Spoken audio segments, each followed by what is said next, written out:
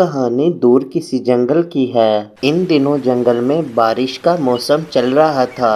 आसमान में गहरे बादल छाए हुए थे। टुनटुनी डरी एक पेड़ पर बैठी हुई थी, क्योंकि उसे खाने की तलाश में भी जाना था।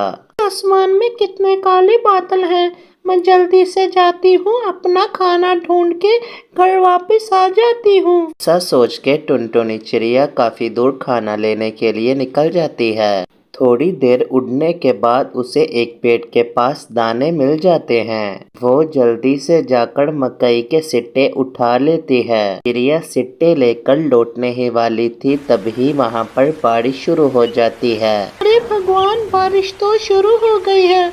ऐसी बारिश में घर जाना मुश्किल हो जाएगा। अब मैं क्या करूं? कहाँ पे जाऊं? टुनटुनी चिड़िया ऐसे ही सोच रही थी, तभी अचानक से उससे सामने पेड़ पर एक घर नजर आता है। फिर टुनटुनी चिड़िया वहां पर आकर दस्तक देती है। फिर बबली कबूतरी दरवाजा खोलती है। वो घर बबली कबूतरी का था। बहन, मैं पास के जंगल से खाना लेने के लिए आई थी, तभी यहाँ पर बहुत ही जोरों से बारिश शुरू हो गई है। बहन, जब तक बारिश नहीं रुकती मुझे अपने घर में पनाह दे दो। बारिश रुकते ही मैं चली जाऊंगी। बहन, मेरे पति भी खाना लेने के लिए गए हैं, अभी तक वो वापस नहीं लौटे। मैं भी उन्हें लेकर बहुत ही परेशान हूँ। मालूम नहीं किस हाल में होंगे वो। मुझे बहुत चिंता हो रही है। आप ऐसा करिए कि घर के अंदर आ जाइए। बबली कबूतरी टुनटुनी चिड़िया को घर के अंदर ले आती है। बारिश बहुत जोरों से हो रही थी।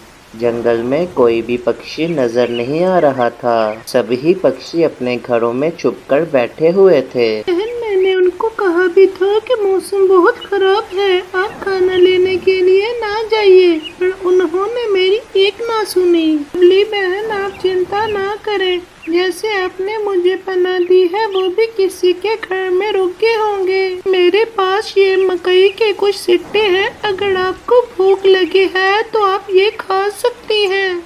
जब तक मेरे पति घर पे नहीं आ जाते मैं कैसे कुछ खा पी सकती हूँ? मालूम नहीं कहाँ पर है वो। कबूतर भी बारिश में उड़ रहा था। वो खाने की तलाश में काफी दूर चले गया था। वो भी आसरा ढूंढते ढूंढते कालू कौवे के घर पे पहुंच जाता है। अरे भाई, बहुत बारिश हो रही है। क्या बारिश रुकने तक तुम्हारे घर में मैं ठहर सकता हूँ? देखो कबूतर, तुम मेरे घर में ठहर सकते हो, लेकिन उसके बदले में मैं तुमसे आधा खाना लूँगा। क्या तुम्हें मंजूर है? ठीक है, मैं तुम्हें आधा खाना दे दूँगा। बारिश बहुत तेज है, चलो अंदर चले। फिर कालू कौवा कबूतर से आधा खाना लेकर खा लेता है, जिसे खाने से उसका पेट तो भरा ही नहीं था, लेकिन कालू कौवा बहुत लालची था। भाई, कब तक यहाँ पे रुकोगे तुम?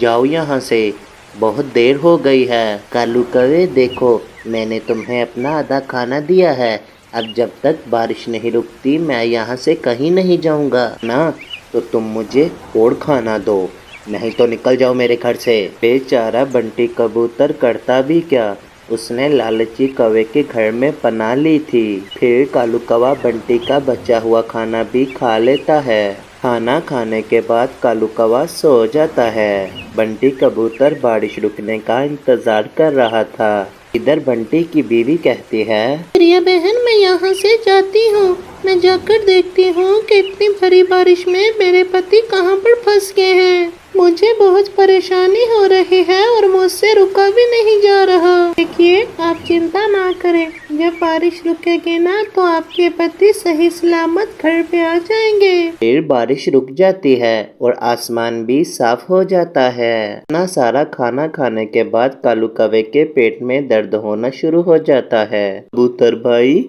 मेरे पेट में बहुत दर्द हो रहा है, प्लीज मेरी मदद करो, जाओ डॉक्टर को बुला के लाओ। प्लीज कबूतर भाई, तुम्हारे जैसे लालची पक्षी मजबूरी का फायदा उठाते हैं।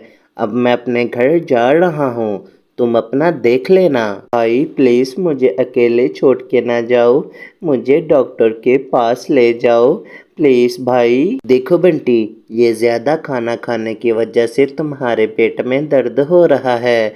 अब मेरे पास तो कोई खाना नहीं, ये तुम्हें थोड़ी देर में आराम अपने आप ही आ जाएगा। ऐसा कहकर बंटी कबूतर वहां से चले जाता है। टुनटुनी भी बारिश रुकने के बाद अपने घर जाने ही वाली थी कि बंटी कबूतर भी वहां पर आ जाता है। मुझे माफ कर देना बबली, मैं तुम्हारे लिए आज खाना नहीं ले पाया।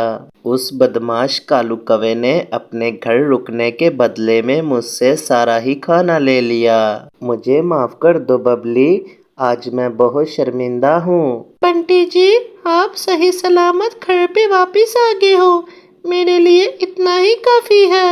हम आज भूखे ही सो जाएंगे, एक दिन खाना ना खाएंगे तो कुछ नहीं होगा हमें। देखिए, आप भूखे क्यों सोएंगे, मेरे पास जो खाना है ये आप खा लीजिए, मैं कल फिर खाना ढूंढ लूंगी अपने लिए। बबली बहन, आप बहुत अच्छी हैं, थैंक यू मुझे बारिश में पनाह देने के लिए। अब मैं चलती हूँ। ये टुनटुनी चिड़िया अपना आधा खाना देकर वहां से चली जाती है। अरे दोस्तों, इस कहानी से हमें ये सीख मिलती है कि मुसीबत में पड़े हर शख्स की हमें मदद करनी चाहिए, ना कि उसका फायदा उठाना चाहिए।